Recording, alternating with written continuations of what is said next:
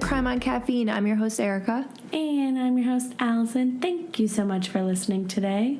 Actually, today we are not sipping on caffeine, unless there's some caffeine in here, which I can't tell. But we've got some of these little, swoon lemonades. They're naturally zero sugar. Let's crack these ladies open. Mine's pink lemonade. Mine's regular lemonade. They're really cute. And my husband's in the other room, and he's drinking the half and half one. So we all drinking swoon today. Oh. I told you they're so good. 100% of your daily vitamin C. No one in this room's getting COVID. We not getting COVID. This week, Erika has a very mysterious case for you guys. One that I still can't wrap my head around. Yeah, it's crazy. It's unsolved as fuck. The research for this case was kind of difficult. I just want to throw something out there. There are just a lot of things that aren't confirmed, and, certain people said one thing. There are different times everywhere. Yeah, a lot of storylines. Yeah. People just came out of the woodwork with some stories. Mm-hmm. So a lot of it, we don't know what's true, what's not true, what really happened. It's kind of fuzzy. If there is something in here that I say incorrectly and you 100% know the real answer, please go ahead and let us know. DM us.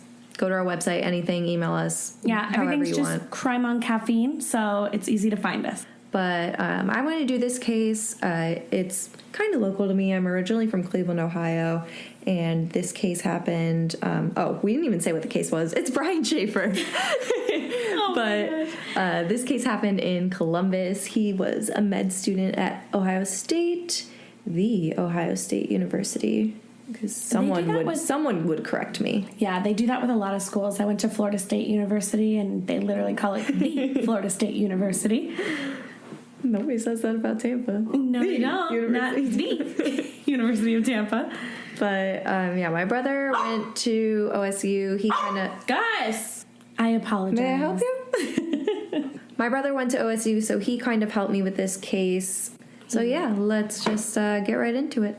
Brian Randall Shaffer was born February 25th, 1979 in Pickerington.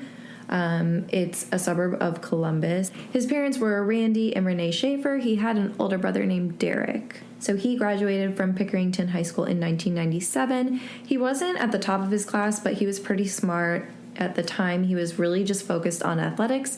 He played baseball, soccer, tennis. He was super competitive. He was actually the captain of the tennis team. And 2 games away from the finals, his coach told him that he needed to cut his hair, and he didn't want to, so he just quit the team. Oh, good. He said, fuck it. Team player. But he loved music. He actually played guitar in a band and just always joked about how he wanted to be a rock star. That was his dream, blah, blah, blah. You always had those dreams. Mm-hmm. I always thought I was going to be on Broadway. That dream died. Hey, you could still make it happen. Yeah, Broadway, hit me up. He had a long-term girlfriend in high school. Her name was Shelly. They did it for 8 years, so it carried on into college. But he didn't bring her to family events, which is really weird because they dated for 8 years. He never brought her to any? No. I've never dated anyone for 8 years, but, oh my gosh. I feel like you not introduce them. I'm sure she's met them, but, bring her around your family. Yeah, that makes no sense to me. 6 months in? I don't know. Yeah, I mean... Even when you're young. I don't know, but he was kind of sketchy when it came to relationships, and you'll see that throughout. But his brother, Derek, said that there was a rumor that Brian slept with one of his friend's girlfriends. He didn't know if that was true or not, or if that's why they broke up, but that was kind of his thought process. Seems sketchy. Mm-hmm. So he did have a huge party phase around that time. He took a gap year after high school, and... St. Patrick's Day in 1999, he got pulled over in Baltimore, Ohio at 9 in the morning for driving under the influence. 9 a.m.? Mm-hmm. Oh, shit. It was Long lit night. that day. Long night, early morning. Yeah, so he had a DUI. He had to pay $500 in fines. He spent a few days in jail. And then after that, he kind of stopped with his crazy party phase. He eventually started to drink again once he got to college, but it was nothing as bad.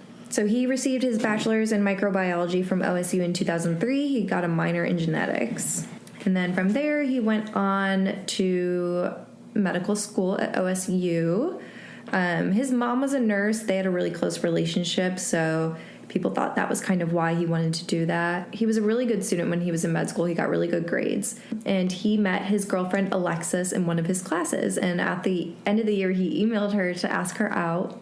Aw, little email. Evite. Be my girlfriend, question mark? That's literally what it was. And, they had MySpace back then, so he used to write about her on his MySpace and put her in his bio. Okay. I know. I don't even remember MySpace, but... That's actually how me and my husband first communicated with each other. Gosh. He messaged me on MySpace and he said, "Hey, cutie." No. Yep. So I'm with Brian on that You one. pulled a Brian Shaffer. Hey. Were you in his top 8? Probably. I don't know. I don't remember. So yeah, that's where he met Alexis, and they were still dating at the time of his disappearance. So it was well over a year, I believe. But even though he was in med school, he never lost his passion for music. His MySpace bio was literally, "I really love music, and this whole doctor thing is just a job, in parentheses, only temporary, until I get my band together and put out a record. I want to own an island someday, or at least a beach, so I can listen to Buffett all day and drink margaritas with my senorita." Oh my God, me too. I feel like I'm listening to his little bio and singing that Bruno Mars song in my head. I want to be a millionaire. This is just him. He was a big fan of Eddie Vedder of Pearl Jam, and he said that was the person that he'd most likely want to meet if he could meet anyone. He had a Pearl Jam tattoo on his right upper arm as well. That's how much he loved them. He also said that he'd burn one down with Bob Marley if given the chance. Blaze up, homie. So this is really sad, but Brian's mother passed away from a type of cancer called myelodysplasia. I really hope I said that right, because I looked up the pronunciation several times. So I will also tell you what it is. It is a rare type of blood cancer where you don't have enough healthy blood cells. And there are a lot of different types of this. And early on, no symptoms are typically seen. That is so sad. Mm-hmm. So she passed away at the beginning of March in 2006. She was a nurse at Columbus Mount Carmel You sound like me. She was a nurse at Columbus Mount Carmel Hospital, and like I said, that's possibly why Brian wanted to study medicine. He wanted to follow in her footsteps. And he and his brother weren't always very close, but their mother's diagnosis is what brought them closer together. Oh. And on his MySpace, Brian had put that his mother was his only hero, saying, "She will always inspire me to do my best, and I don't want to let her down." And he described her as the greatest, most wonderful person in the world. I am going to cry. I know. That is the saddest. But, I mean, it's his mommy. The funeral. Brian wasn't there yet. Everyone was waiting for him to show up. They ended up having to stall because he still wasn't there. So he waltzes in with Alexis. He said that he overslept. You're kidding me. Yeah. So clearly he was going through a really rough time at this point. Yeah, he wasn't coping very well. No, and who would? He told Alexis that she should move on and find someone else who could make her happy because he was in such a dark place. But Alexis stuck by his side. Aww. You're a good girlfriend. His mom also had a life insurance policy. His brother Derek received $20,000, and Brian didn't receive anything. What? Why? I don't know. I couldn't find that. I didn't find much about that. I want to say it's because Derek was older, but at the same time, Brian was in med school and he went to university and he had a lot of student debt piling up. Yeah. So I don't know. So St. Patty's Day was like a week and a half later. He went out with his best friend Clint and Clint's friend Meredith. Brian and Clint got into a fight and they didn't end up texting each other for weeks. They might have made up in person, but this has never been stated. They just looked at the phone records and knew that they hadn't communicated online. Wow. And their first public communication was via MySpace. It was a couple weeks later.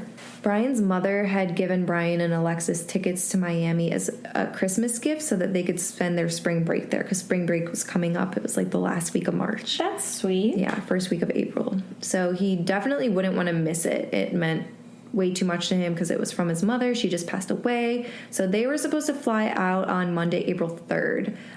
There's speculation that he was going to propose. I don't really know if that's true because he didn't have a ring or anything. So you'd think he had a ring. Yeah, you would think that he would already have something like that. But who knows? He seemed kind of impulsive, I guess. And, yeah, maybe he was gonna buy one. Who knows? But he often talked about the future with her. He made a joke during finals saying that they should skip their exams and run off and get married. So clearly he did want a future with her. Yeah, he did want one. This leads us into spring break and the disappearance. On the evening of March 31st, it's the first night of spring break. Brian goes out to dinner with his dad, Randy. There's some sources that say that his brother Derek was there. Some sources say it was just him and Randy. So not sure what's true. Either way, he was supposed to go out with his brother Derek afterwards to celebrate classes being done and spring break starting. But Derek and his wife canceled. They were going to like a comedy show, and they told Brian to like meet up with them later because Brian was going to go out with Clint after dinner. They were going to go out and just celebrate spring break. Just a little party. Yeah. So Alexis wasn't in town. She'd gone up to Toledo to visit her family. That's where she was from. Her dog was really sick, and she wanted to spend time with her just because she didn't know how much time she had left. I know, it's really sad. There were also rumors that she and Brian had been sort of rocky at this point. Once again, not confirmed. People are saying that's kind of like a reason why she went home, just to get away for a few days. People will speculate. They will. That they will. Especially with a case like this where there's no answer. Right. So something else that was interesting was there was a lot of tension between Brian and his father at this point. It actually later came out that Brian was really upset with his father because he found out that he was having an affair before Renee's death. Oh my God. Yeah. Really fucked up. Because his mom was sick? I don't know when the affair started or why he started having it, or if she was diagnosed while he was having it. I don't know. Ugh, it's I don't know the terrible timeline either of his way. endeavors. Yeah, that's so sad. But Brian knew about it, and he was not happy. Well, I mean, why wouldn't he? After dinner, it's about 9:15, 9:30. Clint picked Brian up from his apartment, and they drove to Ugly Tuna Saloon. They planned to go bar hopping in the area. They wanted to venture over to the Arena District. That's a big bar spot for Ohio State students. That's where the Columbus Blue Jackets play. So they started out at Ugly Tuna Saloon. They took several shots here. That's what witnesses say. So right before 10 p.m., Brian called his girlfriend Alexis on the phone. He told her he loved her. He was so excited for spring break with her, just saying he was having a night with the guys. And he said that this was gonna give him his last chance to talk to them about her. I don't really know what that means, but that kind of goes along with the whole marriage thing. Like he was trying to get his friend's blessings, kind of? Yeah, I don't know. That's all it said was just, I don't know. But he left a nice message, just wanted to say hi, whatever.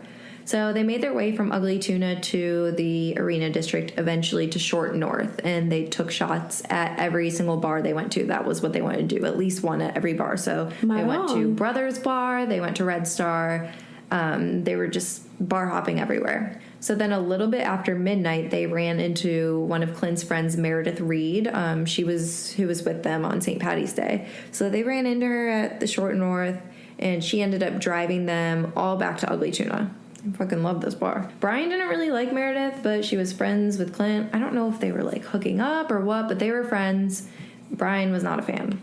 They're going back, and at 1:15 a.m., this is CCTV footage. It's shown that they're riding up the escalator to go back to the Ugly Tuna. So let me just explain the ins and outs of this bar. The only way to get into the Ugly Tuna is by taking an elevator up. So in this building, there's like restaurants, there's a movie theater, but you can only get to the bar by taking this elevator that they were on up. So that's the only entrance. There's an emergency exit. The alarm to that emergency exit was disarmed, so it was really just like an employee like back exit. Okay. And I just also want to mention that any security footage from this year was taped over. What? Yeah, the security footage that shows the exit. What are the chances? He was caught on camera wearing a dark green polo shirt over a white long sleeve shirt, which is like the most 2006 thing I've ever heard. Literally. He was layering. So I also want to point out that one side of the building was completely under construction. There were a couple other doors around the entrance that he could have slipped into unnoticed, but all of those doors just led to the construction. So like there was nowhere for him to go. And I believe a lot of them were like taped off or locked, or there was security guarding them. Clint described what happened that night. He said they saw some other students they knew. They sat down with him. So it was him and Meredith next to each other, and then Brian with these two girls. Amber Ruick and Brighton Zatko. Clint told him to stick around because he had a tendency to walk away when drinking. Clint was talking to Amber. He was actually her TA, and Brian was talking to Brighton. And they said he seemed pretty buzzed, but he wasn't too drunk. But he was flirting with Brighton. He apparently put his number in her phone, and he was kissing her neck. No. Yeah, and Brighton did confirm this in an interview with Kelly Bruce in a podcast. She did a whole podcast series on this with several interviews. She also confirmed that Brian and Clint were fighting that night, but she couldn't make out what they were fighting about. Some people say that it could have been about Clint watching Brian flirt and, you know, getting mad at him because he was in this serious relationship with Alexis. Yeah, he keeps telling us that he wants to marry her. Yeah. But once again, not really confirmed. It's kind of hard to get a straight answer here because the main person is nowhere to be found. The last footage we have of Brian occurred at 1:57 a.m. He was spotted talking to the two girls outside of the bar. So he was talking to Amber and Brighton. And he was continuing to talk to Brighton for a few minutes, and he stepped out of view for this. So then at 2:01 a.m., the bar started kicking people out. Meredith and Clint couldn't find Brian. This is when they call him, and his phone goes straight to voicemail. There was less than a 4-minute window right here from when he was last seen on the footage to when Meredith called him. So this is a 4-minute window we have where he's unaccounted for and then never seen again. They just assumed that he went home. I just want to note that no other bars in the area picked up footage of him either. He was texting a bunch of people and telling them that he was going to have people over at his apartment after the bar. But after 1:57, he never followed up with those people. So, you know, nobody showed up because they didn't know what was going on. But there were a lot of inconsistencies about him wandering off. People say that he went to talk to the band that was playing there, and then after that he goes missing. The band actually confirmed to the guys on the True Crime Garage podcast that they hadn't spoken with him. They don't remember speaking to him at all. That theory is out the window. Yeah, whoever's story that was didn't make sense. Yeah. But yeah, there's a million accounts of him talking to people, him going here, him going there. But the next day, Alexis and Clint were still trying to call him. Clint was calling him at around 11 a.m., I believe, kept going straight to voicemail. He had plans with his father. They were traveling somewhere this day. Obviously, he missed it, so red flag.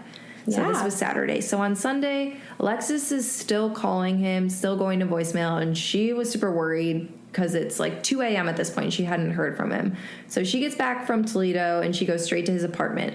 Car was still there, glasses on the table. She stayed there that night waiting for him, just like slept in his bed because their flight was the next morning. They were going to Miami. Oh my God, I almost forgot about the dang flight. Mm-hmm.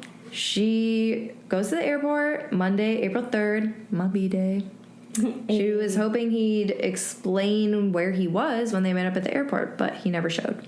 Like, how would you feel if you were her? How have you not contacted somebody? I would have freaked out on Saturday if I would have freaked out Friday night if I hadn't heard from him. Even like in the morning, like you still not hearing from him? No, red flag. I'd call the dang FBI. Yeah.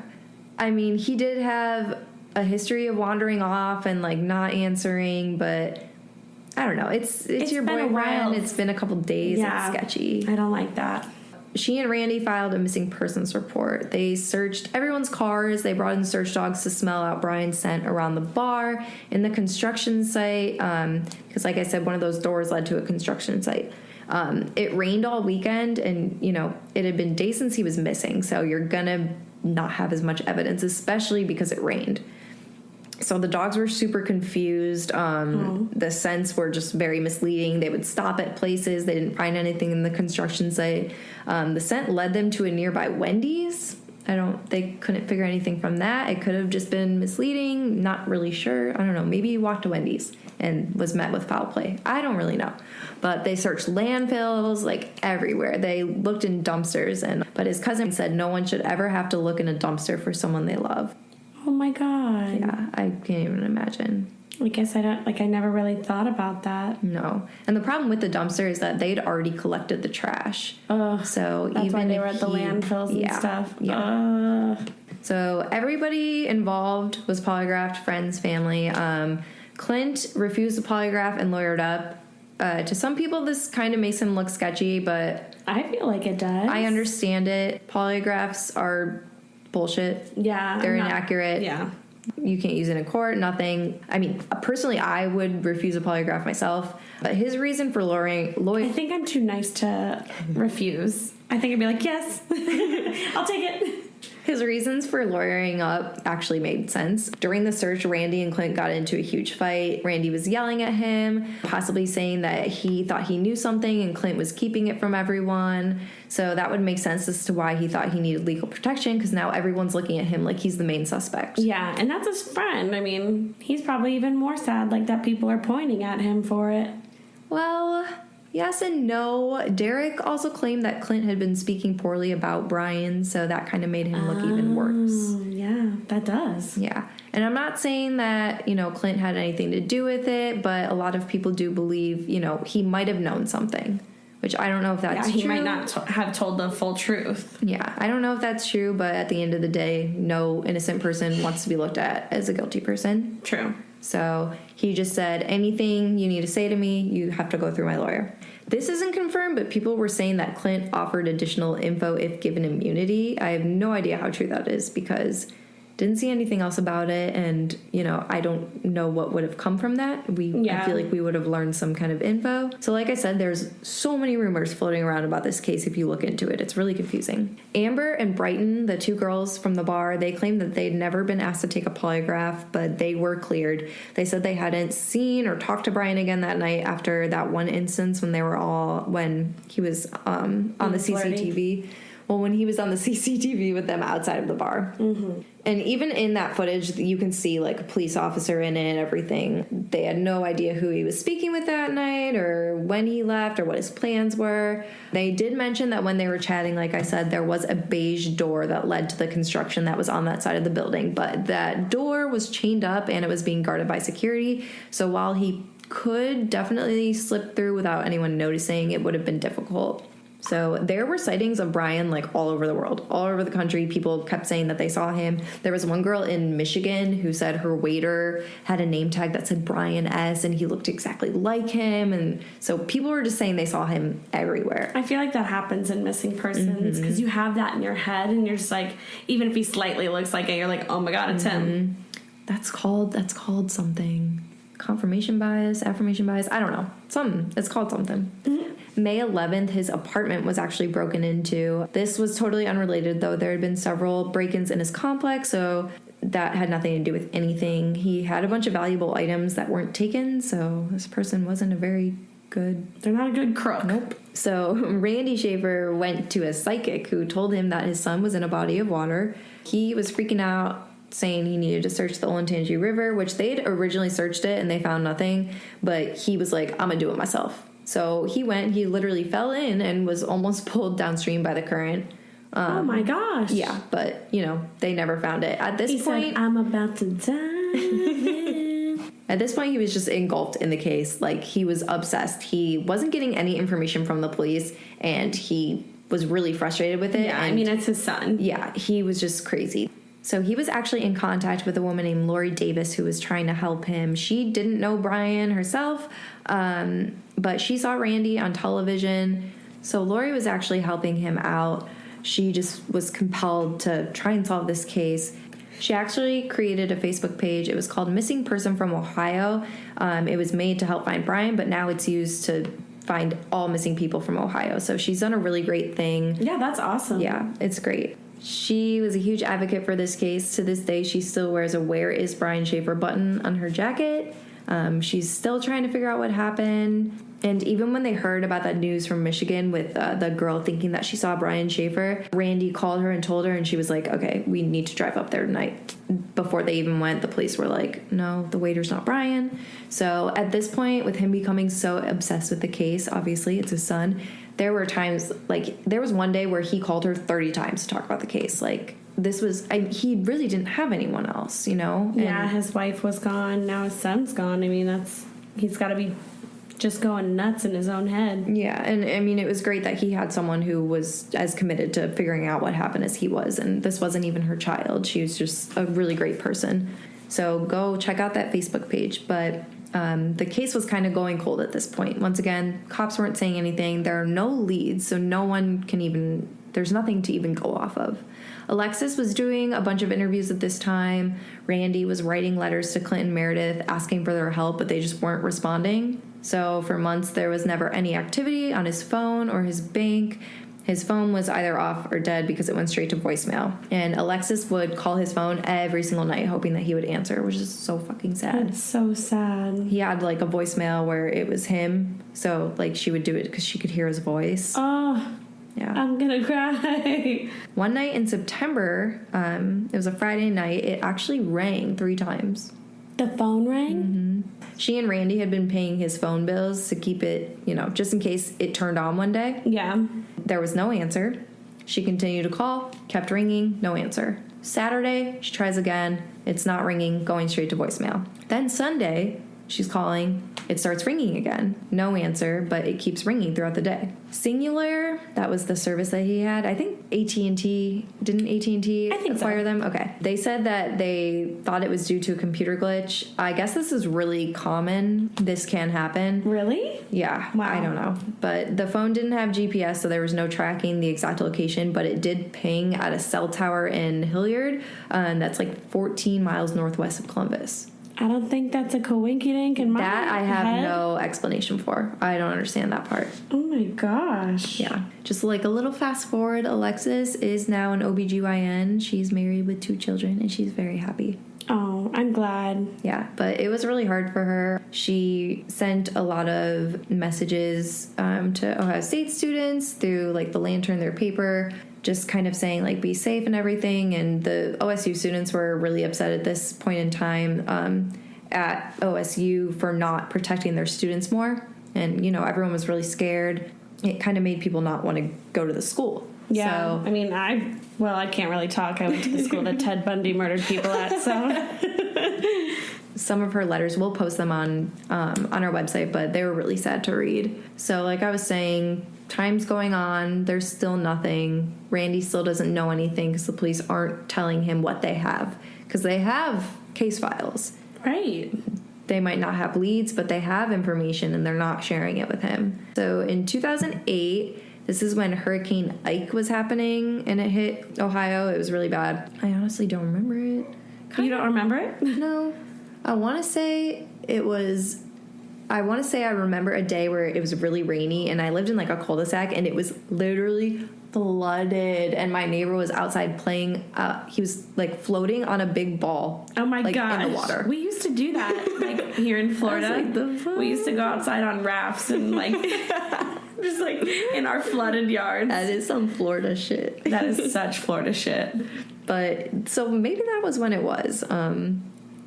I don't know why I remember that. So Randy was cleaning up after the hurricane. He was going out in his backyard to the shed and he was struck by a tree branch and he died. The dad? Mm-hmm. What? Yeah.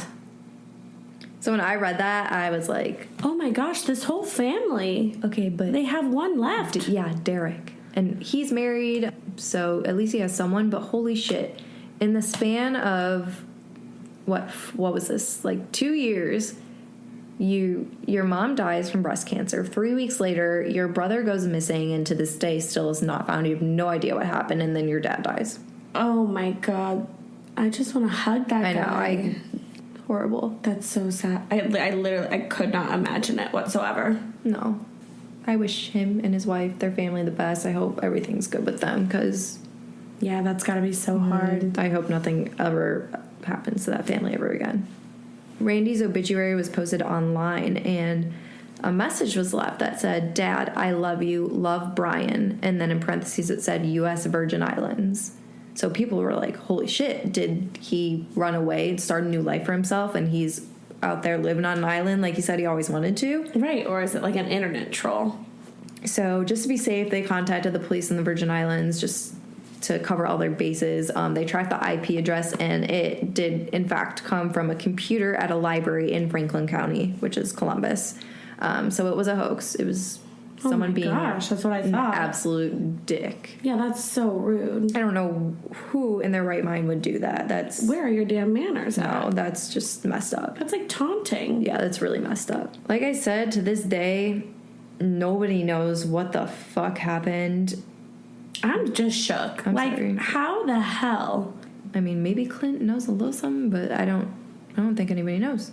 And there was like no footage of him going in or out or anything like that? There were definitely blind spots somewhere because he managed to slip. I don't know. I personally, we're gonna get into the Okay. Something I wanted to bring up was people were comparing Brian's case with Joey LaBoots. I want to say that's how you pronounce his last name. His case was often associated with the smiley face killer theory, and people were trying to connect both of these cases with the smiley face theory. I'll get into a little bit about that. If you guys want us to do an episode on that, I would be happy to do it just because I think it's kind of crazy. I don't believe in it. There are people who believe in it, and I mean, some of the connections make sense. This was in 1999. Numerous college-aged men were drowning in rivers in the Midwest and the Northeast after a night of drinking. And people believe that it was a serial killer or it was a group of people that were targeting privileged college men, you know, while they were out drinking, so that they were easy targets at that point. And in some of the cases, smiley face graffiti was drawn near the crime scene, so that's why it's called the smiley face killer theory. They actually found 22 smiley faces. So it's theorized the victims were drugged, abducted, and then dumped into the water to wash away any evidence. There are several problems with this theory, so it's all speculation, but like I said, we can cover it if you want us to go into detail. This is really, really weird, and at first when I was reading this, I was like, what the fuck? So the day that Brian's apartment was broken into, another OSU student named, I'm going to butcher his name. Names are hard. Hiroshi Hayashi, if I didn't pronounce that right, I'm really sorry. He vanished on his way to class, and his car was found near Tuttle Mall after missing not only class, but also a club meeting on the weekend that he was scheduled to speak at. So everyone was like, what the fuck? Where is he? He lived with his parents in Grove City, and he just wasn't the type to run off. So they were like, yeah, why the hell didn't he come home? He put a lot of focus on his studies. He stayed out of trouble. Like, he wasn't crazy or anything. He wasn't a big partier. His family actually reached out to the Shaffer family, wondering if the cases were at all connected. Really? Yeah, and Hiroshi's brother even said that he and Brian looked familiar. This is weird. Hiroshi had gone to the same high school as Brian and Julie Popovich. So Julie Popovich is another missing person, and they all went to the same high school. They weren't like in the same grade or whatever, but they all went there. So she was from Pickerington too. She worked at Max and Irma's. If anyone remembers that, do you know what Max and Irma's is? No. Oh my gosh, I remember when I was a kid. But she was missing, and she, her body was found. She was murdered. That's just such a weird coincidence that they all went to the same high school and stuff. I know. Yeah, really weird. Her killer's facing 38 years to life. He was still saying that he didn't do it, blah, blah, blah. But yeah, they all went to the same high school, so really weird. On May 16th, Hiroshi walked into a police station in Athens, Georgia, and told the police he'd been kidnapped. He said he'd been on his way to class. A stranger approached him asking for directions. The stranger hit him over the head, and when he regained consciousness, he was tied up and blindfolded in the back of the truck. He told the police that he'd been held against his will for 5 days and was brought to Athens. That is bizarre. He ended up confessing that he made the entire story up. You had me going. Mm-hmm. Hot dog. Mm-hmm. He was held on suicide watch. They were waiting for his parents to pick him up. They didn't expect to press any charges, but that was a big load of crazy for nothing. Like, just the fact that his parents reached out to Brian Shaffer's family for it to all be nothing. Yeah. This is really sad. Another theory. So Randy did end up hiring a PI just because he wasn't getting any information from the police. And the PI, his name was Don Corbett. He reached out to Alexis, and he was asking her like a bunch of really tough questions about their relationship. He was asking how often they were intimate, and he was also asking if it was at all possible if Brian were gay and he'd been afraid to come out. In an October 1st Dispatch article, Alexis told reporters about how she'd been questioning her relationship with Brian. She was wondering if he really loved her. I don't know if she knew about maybe he was cheating or being flirty with girls. Clearly he had a history of that. It was thought that he cheated on his long-term girlfriend in high school. You know, everyone was saying that their relationship was rocky around the time of his disappearance. So I think she was having doubts and she was kind of freaking out. She didn't know how he felt. And then she found his email password. She had most of his passwords already and she kept tabs on his accounts. But this one surprised and reassured her because it was Alexis Love Mary. Oh my gosh. He wanted to love and marry her. Yeah, like what the fuck? That is so sad. Nate, all your passwords better be my name. I'm gonna be pissed. Nate, they all better be I love Erika so much 1, 2, 3. All right, so we're gonna talk about the main theories. If you can hear Gus barking in the background, I'm sorry, he's just doing his dog detective work. Yeah, he's sensing that there was a squirrel involved in this case. We're gonna talk about the construction site first. So like I said, this exit led to construction. They were doing construction on an entire half of the building, so there were several doors in the... They were all chained up, though, right? Not all of them, just the one that he was standing by. So people are theorizing that maybe he, like, fell into a hole, or he was covered with cement, or he was, like, in the walls because they were, like, building it. In the walls? Yeah, just because they, like, hadn't built the walls yet, and, like, maybe his body was there. Like, he was drunk, and he got hurt, and he ended up dying. Police said that it wasn't like this. It looked more like an unfinished basement. So it wasn't like this complicated, super dangerous construction site. It was just, it looked like an unfinished basement. Right. So they were basically saying if he had died there, he would have been found. And the dogs searched and they didn't find anything. And there's people that theorize that, you know, oh, the construction workers accidentally killed him, or he did go in there and he died and they didn't want a lawsuit, so they hid the body, this and that. That seems a little... Yeah.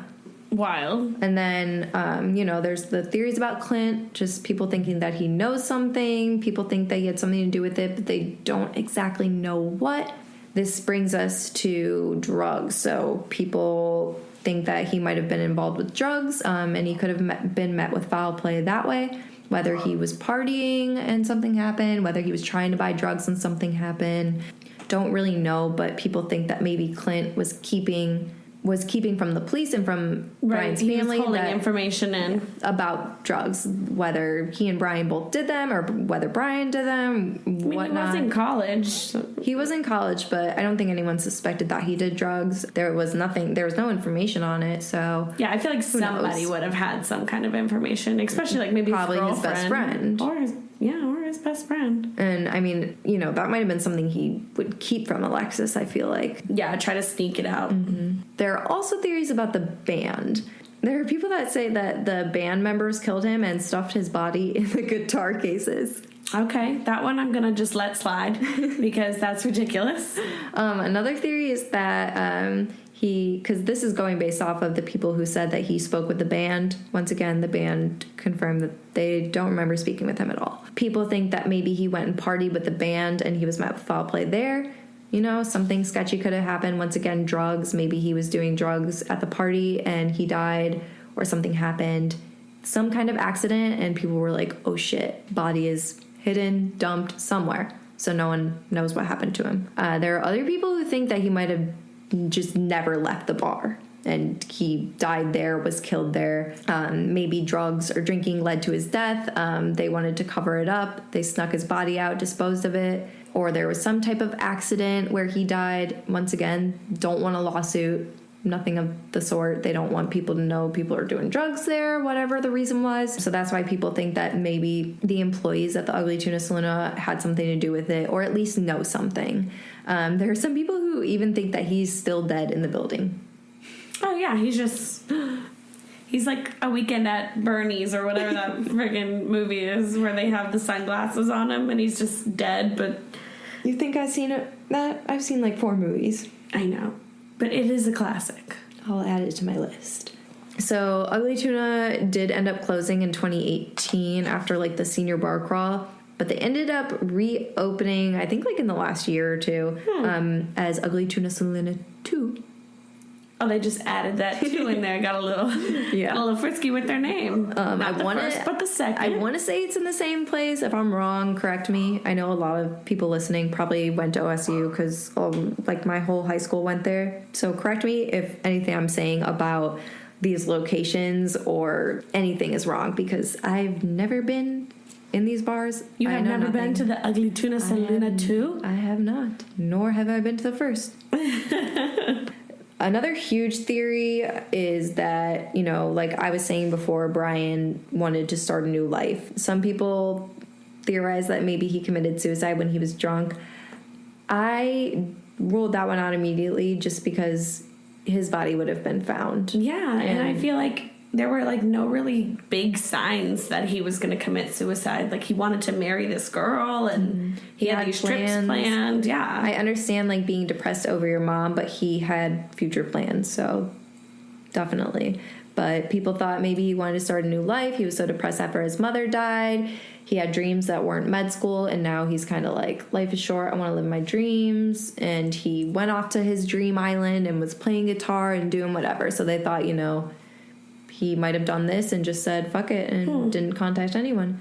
And so those people, that's kind of where Clint comes in as well. People thinking maybe Clint knew, or maybe Clint helped him get away. Oh, yeah. Okay. I didn't think about that one either. There's a million theories. There's a million things you can come up with, make up, just because there is not a single lead. There's nothing that points to anything. This man up and vanished off the face of the earth. Aliens abducted him, whatever. But yeah, that's a good one. Yeah. So, I mean, 15 years ago this month.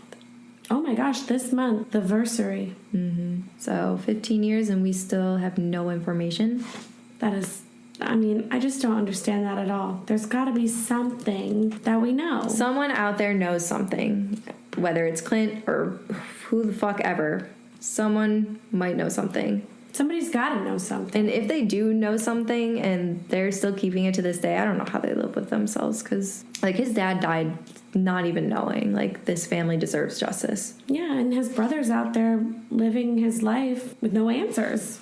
This is really sad. This is just a case that I look into this every single day to see if there's any updates whatsoever. And if you guys have any information, I don't know why you would, but if you do have any information about this, please contact local FBI, contact the Columbus Police Department, anything that would help. They even released one of those age progression photos, so it kind of shows what he would look like today. Okay. Just because he would be 42. Yeah, sounds about right. Yeah, so if anything does come to light ever, we will definitely give you guys an update. There are several cases that I just want to get solved, like this. I know. Like Aisha Degree and the Delphi murders, like... Yeah. Those are the three that I feel like I keep up with that I just want them to get fucking solved. And there are three that I don't know if they ever will be solved. So that's so crazy. That's so why crazy. I like murders and serial killers, because there's an answer. Not that I like them, but I just have this need to like figure it out. See, I just need answers. Tell me who the heck did it. Because if you're going to tell me that it's unsolved and has been unsolved for 15 years, it's going to drive me nuts. Mm-hmm. It does drive me nuts. Columbus Police and local FBI, they still haven't given up. They're still trying to find him. Well, I'm glad they haven't given up. There's still hope. There's still hope. But like I said, anyone with information, call the Columbus Police, 614-645-2358. We're going to put all these sources, all this information up on our website, so you can go check it out. You can read some of the letters from Alexis. You can look at some of the interviews. And then we'll also post that age progression photo for you. Thank you guys so much for listening. Today was a confusing time, and one that did not get solved. But don't worry, because Allison's case next week is going to get solved. Yeah, I've got a very interesting man that we're going to speak about. So make sure you subscribe, whether you listen to us on Spotify or Apple Music or wherever you listen to. Follow us on Instagram, follow us on Twitter, follow us on Facebook. Just follow us on all the things. All the things, all the stuff. So that you know when we post. Yeah, and don't forget to give us a little rating. It does help us out if you guys give us ratings. And even if you think that we suck, please give us 5 stars. Yeah, because we try our best. Yeah, we really do. And, these are just our first few episodes, so we'll probably be good, in a year or so. Yeah, give us a year. Give us a trial run. Thank you guys so much for listening. Don't forget to tune in next week.